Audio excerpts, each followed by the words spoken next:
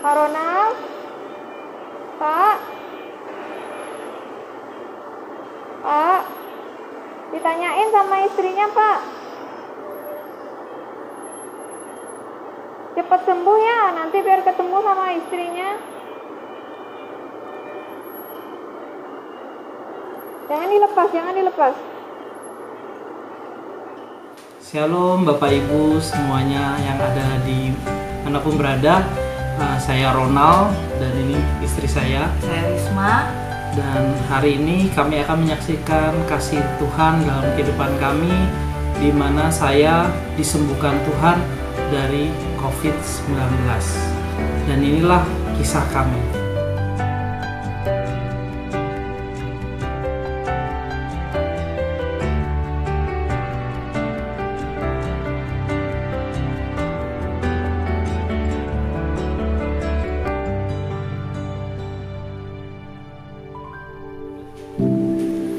Baik, hari ini kami akan menceritakan dan lebih tepatnya lebih lengkapnya bersama istri saya yang awalnya.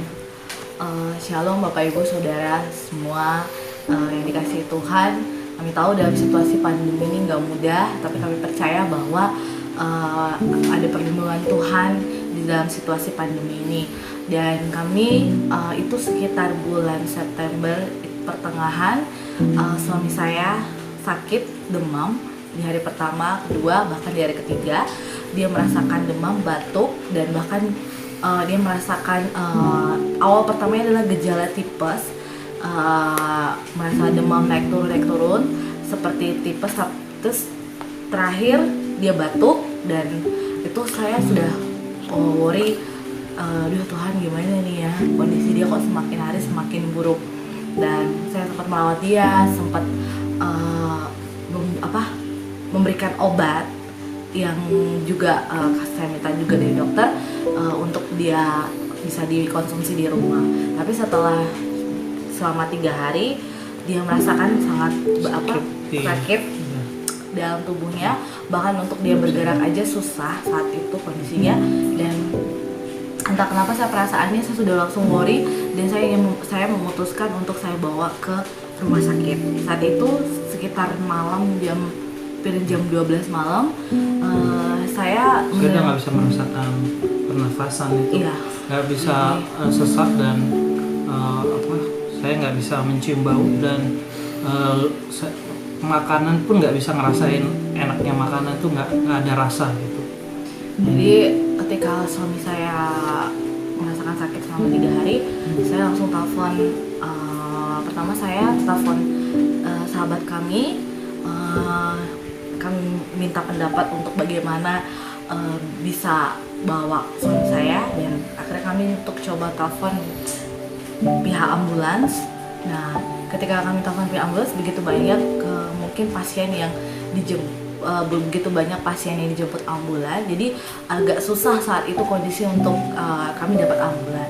Dan suatu ketika kami memutuskan untuk bawa suami kami dengan kendaraan. Akhirnya teman-teman kami datang sekitar 6 pasangan untuk datang ke rumah, dan bahkan suami saya nggak bisa berdiri saat itu. Jadi dia untuk dibawa dari lantai atas ke bawah itu butuh bantuan, dan kami semua bahkan teman-teman itu menggendong suami saya untuk membawa suami saya sampai ke mobil, dan bahkan di perjalanan menuju rumah sakit. Dan sampai di rumah sakit itu hujan lebat, dan sekitar itu kami datang ke rumah sakit pemerintah rujukan COVID. Nah, akhirnya di situ difasilitasi pemerintah di rumah sakit. Akhirnya suami saya mengalami beberapa tes yaitu mulai dari rapid sampai swab. Dan akhirnya di tes swab kedua, suami saya dinyatakan positif COVID-19. Di situ saya sebagai istri jujur berat dan nangis, nggak tahu harus bagaimana. Bukan karena soal suami saya selain sakit COVID-19, suami saya ngalamin kondisi yang sangat kritis. Karena saat itu saturasi oksigen dia 30%. Bapak Ibu Saudara, bahwa normalnya manusia itu saturasinya adalah 95%. Ketika 30% dan dia ngalamin ngerasakan sesak segala macam, itu saat itu waktu dimasukin ke rumah sakit bahkan dimasukin ke IGD sampai pada akhirnya ke ICU. Itu dokter sudah sangat, keadaan rumah sakit itu sudah sangat crowded banget, dan bahkan dokter itu sampai marah kepada saya. Ini benar-benar keadaan pasien sangat kritis.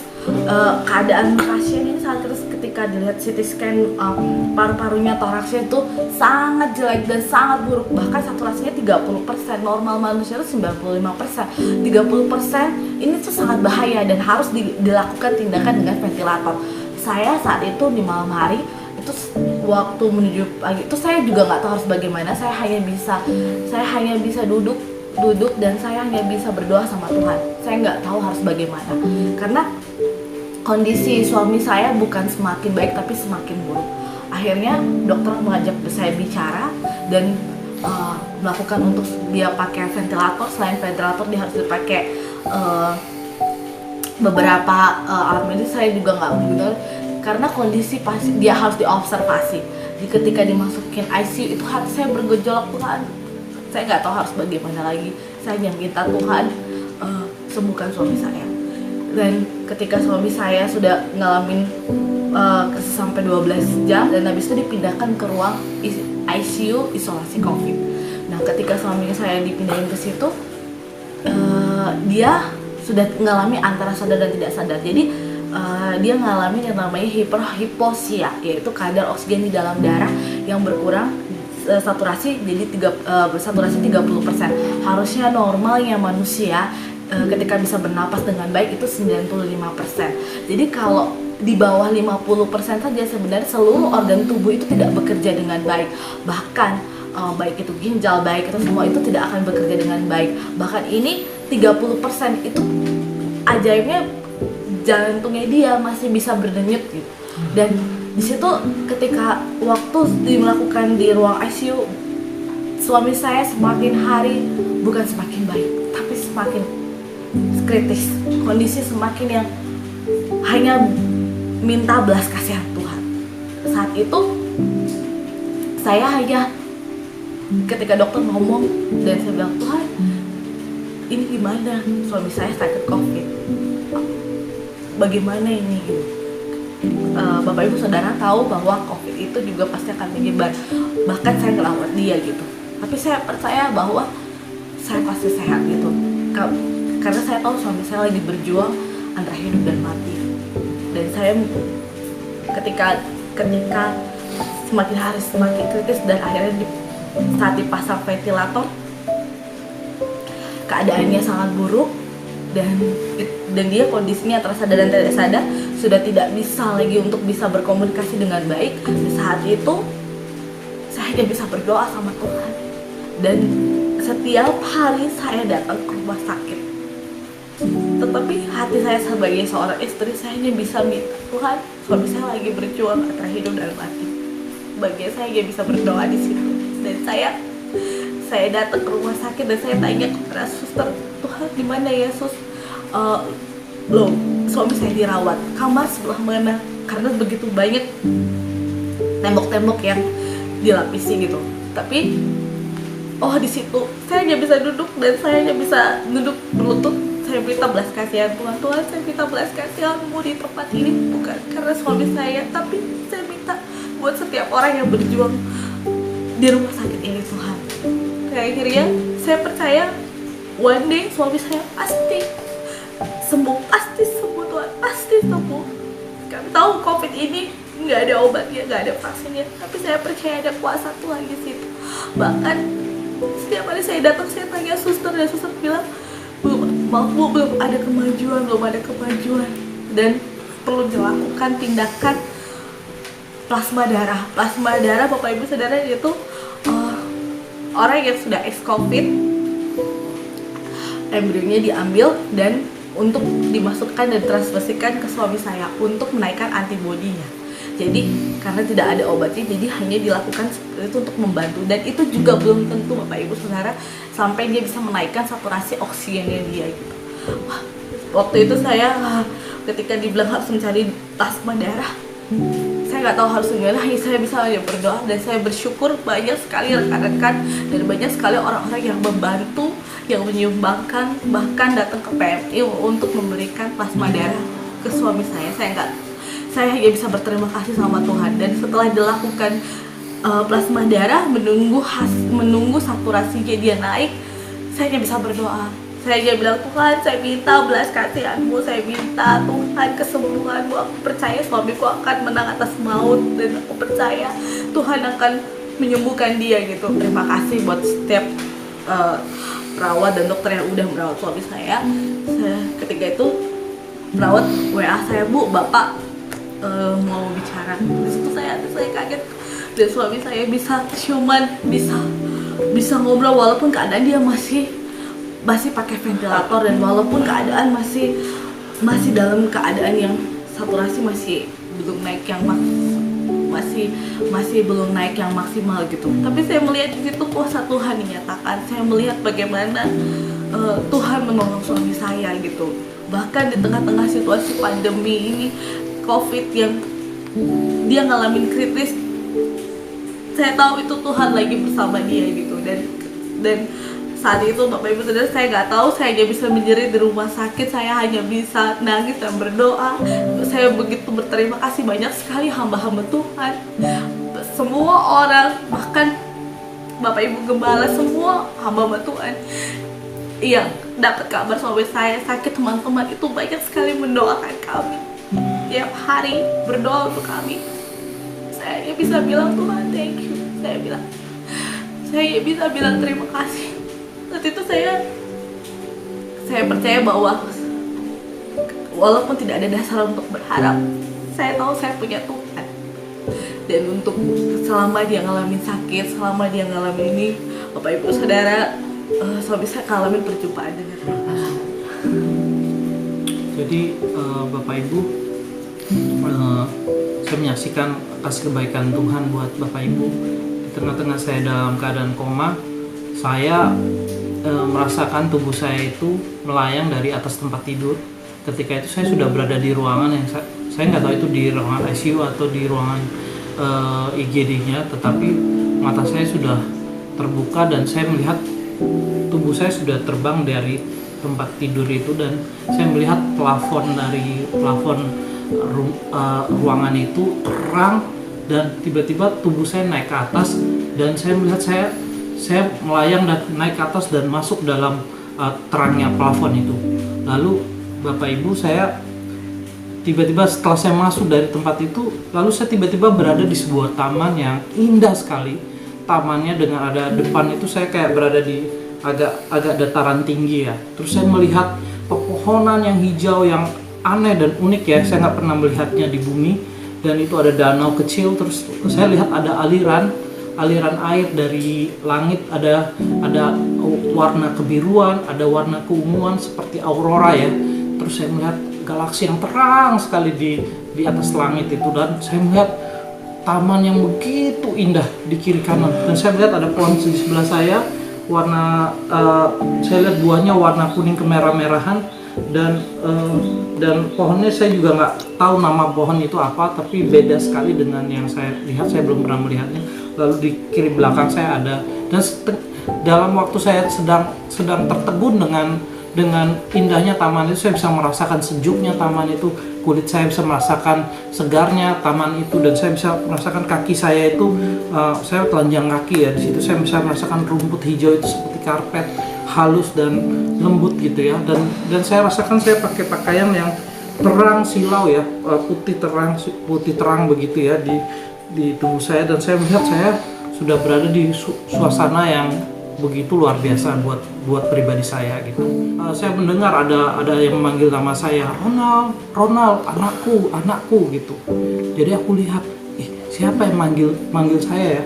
Terus dari balik pohon sebelah kanan saya melihat langsung ada pribadi yang lari, badannya besar, saya cuma setengah badannya dia lari, dia mukanya terang sekali, dan matanya itu saya lihat kayak petir, terus silau terang.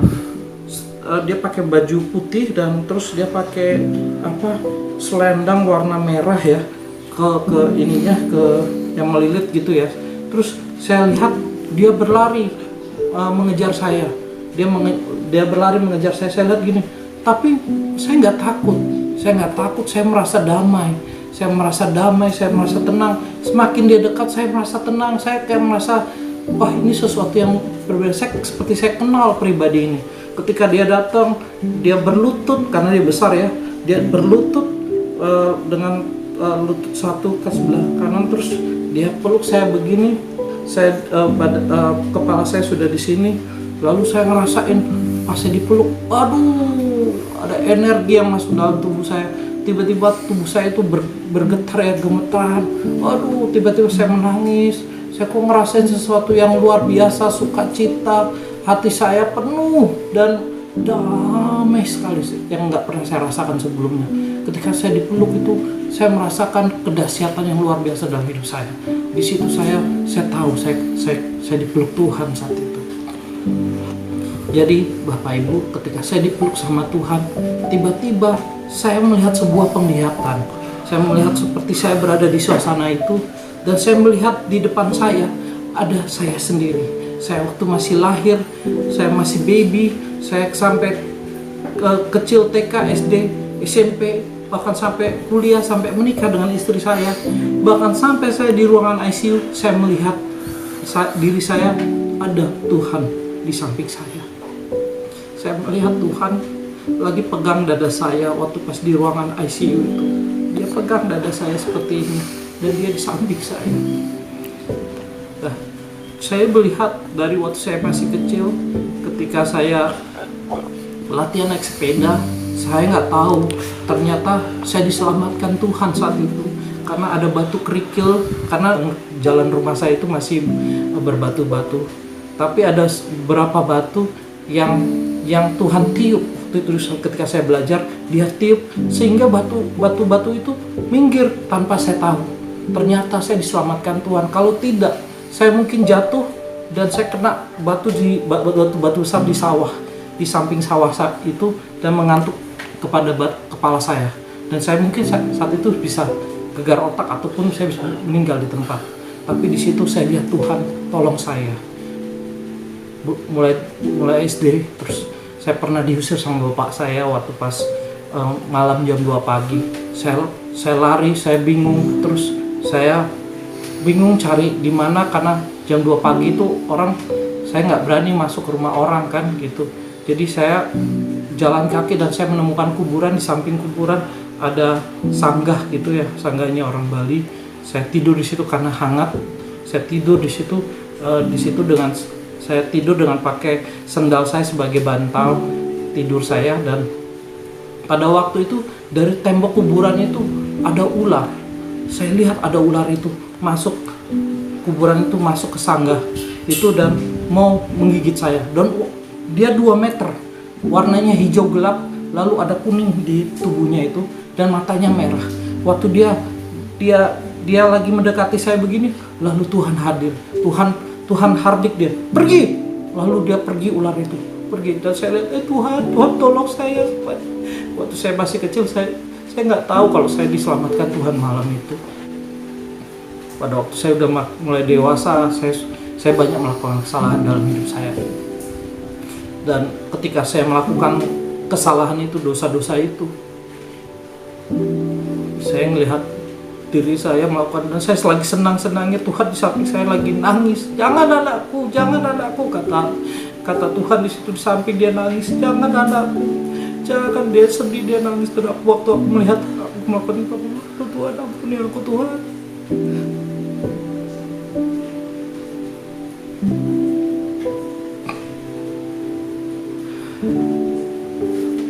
Ampuni aku Tuhan Yesus. Ampuni aku. Waktu itu saya malu dan saya bilang, ampuni saya Tuhan. Tapi setelah saya melakukan dosa itu, saya selalu berdoa. Saya minta ampun sama Tuhan. Tuhan ampuni saya, saya bodoh, uang saya habis gara-gara ini. Tapi saya kaget ketika saya lagi berdoa gitu, saya lihat diri saya lagi berdoa begitu. Tuhan senang, dia menari di samping saya, dan dia langsung peluk dari belakang, bilang, ku ampuni kamu anakku, ku ampuni kau anakku. Iya, aku lihat Tuhan itu baik sekali kau Tuhan. Banyak aku melakukan kesalahan, tapi Tuhan mengampuni aku. Dan ketika saya melihat itu, ketika saya menikah sama istri saya lihat tangannya memberkati kepala saya dan istri saya. Ketika pendeta bilang amin, lalu dia yang tertawa, dia yang bertepuk tangan, dia yang paling bahagia di ruangan itu, dia yang bahagia di situ. Saya lihat, Tuhan kau baik banget, kau memberkati aku waktu menikah. Lalu aku bilang, bersyukur aku punya Tuhan seperti engkau. Ketika saya melihat itu, saya bersyukur. Nggak lama kemudian Tuhan ngomong sama saya. Tuhan ngomong sama saya, Akulah Tuhan yang menciptakan langit dan bumi. Akulah Tuhan yang memberikan sinar pada matahari, bulan dan bintang. Akulah Tuhan yang menciptakan segala makhluk. Akulah Tuhan yang mengasihimu, Ronald, seperti biji mataku sendiri. Katanya Tuhan itu. Ketika dia ngomong itu, Bapak Ibu Saudara, saya nangis. Saya bilang, tiba-tiba roh saya ngomong begini, saya ngomong gini. Mulut saya tiba-tiba saya tidak ngomong Tuhan Yesus, saya tidak ngomong Tuhan, tidak ngomong Allah, Elohim, Yahweh, saya tidak ngomong itu. Roh saya ngomong, iya Bapak, iya Bapak, aku percaya. Saya bilang gitu. Ternyata panggilan dia di sana Bapak, Abah Bapak. Ronald, kesempatan adalah hak istimewa. Dan hidup dan mati manusia ada di tanganku. Aku banyak memberikan kesempatan untuk orang hidup, untuk mengenal siapa aku. Aku yang disebut orang Yesus Kristus. Akulah yang disebut orang juru selamat. Akulah jalan terang dan hidup. Akulah dia. Aku juga memberikan kesempatan kepada anak-anak untuk percaya. Dan aku memberi satu kesempatan dalam hidup mereka, yaitu doa. Karena disitulah aku mendengar dan menjawab, kata Bapak di situ. Lalu aku, oh iya Bapak, terima kasih Bapak. Saya bilang begitu. Nah Ronald, kamu jangan sombong. Ketika kamu sombong dalam hidup kamu gak akan bisa mendengar suaraku. Ketika kamu rendah hati dalam firman-Ku, kamu sebesar apapun dentuman ledakan masalah dalam hidup kamu akan mengerti rencanaku, kamu akan mengerti jalan-jalanku, kata Bapak begitu. Langsung ketika Bapak ngomong itu, aku langsung itu, makasih Bapak, kau mengasihi aku Bapak. Terima kasih Bapak, saya bilang begitu. Lalu dia bilang, Ronald, anakku, makan ya, ini ada makan. Jadi di samping itu ada pohon buah, di sebelah kanan saya disuruh makan. Pas saya petik buah itu, warnanya merah kayak setengah kendi. Saya petik gini, langsung saya petik pucuknya gini. Dari pucuknya yang saya petik itu muncul buah baru lagi. Gitu. Wih, saya langsung kaget, saya terkejut. Wih, ini pohon kok tumbuh buah baru lagi ketika saya petik. Lalu saya makan Bapak Ibu buah itu. Waduh, segar sekali buah itu. Sampai airnya itu mengalir di dagu saya sampai di tenggorokan saya. Aduh, Bapak terima kasih, Bapak terima kasih, saya bilang itu. Terima kasih. Di situ Bapak Ibu saya menyaksikan kasih kebaikan Tuhan. Ketika saya makan itu saya rasa segar sekali. Terus tiba-tiba Bapak bilang begini, seperti itulah anakku, aku ingin hidup kamu berbuah, manis, segar, dan berkenan di hatiku. Ketika Bapak ngomong begitu, saya langsung gini, iya Bapak, aku mau, aku bilang itu.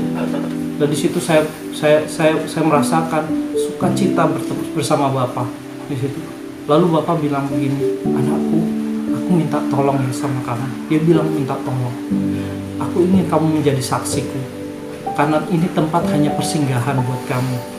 Kamu kembali ya. Ketika Bapak bilang begitu, aku langsung ini, Bapak, aku nggak mau balik, Pak. Aku mau bersama engkau di sini selamanya, saya bilang begitu. Karena benar Bapak Ibu, ketika sudah bersama Bapak, kita nggak akan mau balik. Karena saya merasakan, waduh, begitu luar biasa tempat itu, begitu dahsyatnya Tuhan saya dan Bapak di surga itu ya. Bapak di surga bilang begini, anakku, masih banyak ku dengar anak-anakku berdoa, bahkan istri kamu, tapi rencanaku belum selesai pada kamu. Kamu jangan khawatir, akan kucukupkan hidup kamu, asal kamu mau menjadi saksiku. Akulah, ya, aku ingin mereka semua selamat. Aku mau orang-orang mengenal aku. Aku ingin mereka hidup di dalam keselamatan. Aku nggak mau mereka hidup dalam hukum dosa, karena aku telah menebus mereka di kayu salib. Aku telah menyelamatkan mereka. Aku ingin mereka bahagia, kata Bapa. Di situ ketika aku mendengar suara perkataan begitu, senang sekali aku melihat Bapa itu benar-benar kasih. Dia adalah kasih, dia adalah Tuhan. Dan saya bilang, iya Bapa, saya mau. Ketika saya bilang begitu, Bapak bilang ini, terima kasih anakku. Lalu tiba-tiba badan saya kayak ditarik dari belakang. Tiba-tiba saya sudah jatuh dari plafon itu, masuk ke dalam tubuh saya lagi, dan saya langsung saya melihat keadaan saya sudah bangun, dan saya langsung lihat ruangan itu, dan saya rasakan sakit kepala saya, sakit kaki saya merasakan ada banyak kabel di tubuh saya, dan saya rasakan dinginnya AC di ruangan ICU itu ya. Lalu saya lihat suster, saya panggil suster, saya bilang, lalu mereka datang,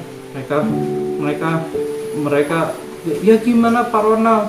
Saya bilang, Tuhan Yesus, saya bilang itu. Saya bilang saya disembuhkan Tuhan Yesus, saya bilang begitu. Terus selang berapa minggu, selang saya di ventilator saya dilepas, dan suara saya masih gak bisa bersuara dulu. Tapi setelah bersuara, dokter datang pada saya bilang, Bapak Ronald ini bisa hidup mujizat. Jarang orang bisa, bahkan orang gak bisa di 30% saturasi oksigennya bisa hidup. Di bawah 50% sudah lewat. Kami pikir kami sudah gak lihat Bapak. Saya bilang sama dokter ini, Tuhan Yesus yang sembuhkan saya. Tuhan Yesus yang sembuhkan orang-orang yang sakit di sini, saya bilang. Tuhan Yesus yang luar biasa, saya bilang gitu. Terus saya disuruh tidur. Iya Pak, Bapak tidur. Saya di situ saya bersaksi kasih kebaikan Tuhan, dan saya bersyukur karena pelayanan mereka juga, mereka baik-baik semua di rumah sakit itu. Saya berdoa buat semua suster-suster, perawat-perawat, bahkan dokter-dokter yang sudah di garda depan ya. Terima kasih. Kalau yang melihat ini, yang menonton, yang telah merawat saya terima kasih ya. Terima kasih sudah merawat saya dan menolong saya juga. Terima kasih juga untuk mereka yang sudah bekerja jauh dari keluarganya untuk merawat orang-orang sakit COVID-19 seperti saya. Terima kasih. Di tengah-tengah saya lagi sakit itu, saya melihat beberapa ada yang dipanggil Tuhan. Saya melihat ada yang keluar, dan saya bilang, saya ingat lalu firman Tuhan bahwa ada firman Tuhan, walau 1000 rebah di sisi kanan, 10.000 di sisi kiri, itu tidak menimpaku, aku hanya menonton. Aku ingat Mazmur 91, dan aku percaya Tuhan menjadi pembelaku. Terima kasih. Demikianlah kesaksian kami, Bapak Ibu Saudara sekalian. Semoga ini bisa menjadi berkat buat Bapak dan Ibu Saudara sekalian. Terima kasih Bu, kami berdua ucapkan buat setiap orang yang sudah berdoa buat kami, yang sudah mendukung kami dan support kami. Kami mengucapkan banyak terima kasih, dan juga buat seluruh tim medis yang sudah merawat suami saya dan juga membantu kami, dan bahkan kami mengucapkan terima kasih. Kami berdoa biar setiap orang yang saat ini mengalami sakit, Tuhan, biarlah Tuhan yang menjamah, Tuhan yang menyembuhkan. Terima kasih buat semuanya, biarlah ini kesaksian ini boleh jadi berkat buat setiap orang ya, biarlah nama Tuhan dipermuliakan ya. Dan juga dari saya pribadi, bahwa apapun masalah keadaan kita hari-hari ini, di tengah-tengah pandemik, di tengah-tengah COVID-19, banyak orang berkata, di mana Tuhan? Tetapi Tuhan ada di samping kita. Dia yang dikatakan Immanuel, Dia ada bersama kita. Kita kadang meremehkan doa, tetapi ketika kita berdoa, Dia menjawab. Di situ saya mengerti bahwa doa orang yang benar besar kuasanya. Bapak Ibu, apapun masalah kita hari-hari ini, tetaplah berdoa. Tetaplah berharap kepada satu nama yang dahsyat, namanya Tuhan Yesus Kristus. Dia menjadi Tuhan dan Juru Selamat atas hidup kita. Dia yang telah mati di kayu salib untuk menebus dosa-dosa kita. Dia juga Tuhan yang sama, yang memberikan keajaiban dalam hidup kita hari-hari ini. Dan saya keluarga dicukupkan oleh Tuhan hari-hari ini, oleh karena kasih kebaikan Dia. Kami bersaksi karena Dia sungguh baik. Bapak Ibu, saya berharap Bapak Ibu juga percaya, dan saya berharap Tuhan menyentuh hati Bapak Ibu dimanapun Bapak Ibu berada hari ini. Tuhan tidak pernah jauh, dan percayalah, hidup itu adalah kesempatan. Hidup itu haruslah bahagia, karena Tuhan ingin kita bahagia. Sayangku, aduh puji Tuhan udah keluar. Katakan haleluya. Haleluya. Tuhan Yesus baik. Tuhan Yesus baik. Hei, semangat sayang. Puji Tuhan. Aku sembuh. Aku sembuh. Aku disembuhkan.